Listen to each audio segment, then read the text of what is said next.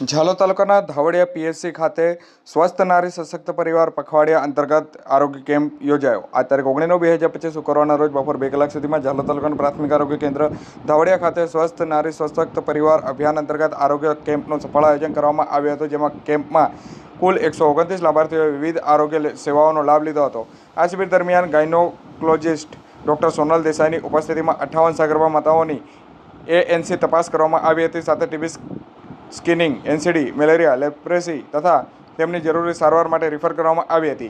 કેમ્પમાં કિશોરીઓ માટે એડોલન્સ health checkup યોજાઈ હતી અને મહિલાઓ માટે બ્રેસ્ટ સ્કિનિંગ પણ કરવામાં આવ્યું હતું, જેના દ્વારા આરોગ્ય જાગૃતિ વધારવાનો પ્રયાસ કરવામાં આવ્યો હતો। કેમ્પ દરમિયાન મહિલાઓ પોષણ, સાફ સફાઈ, માતૃત્વ આરોગ્ય અને સમયસર ચકાસણી અંગે જરૂરી માર્ગદર્શન આપવામાં આવ્યું હતું। આ પ્રસંગે પ્રાથમિક આરોગ્ય કેન્દ્રના સમગ્ર મેડિકલ સ્ટાફ, નર્સિંગ સ્ટાફ, ગ્રામજનોનો સહકાર રહ્યો હતો।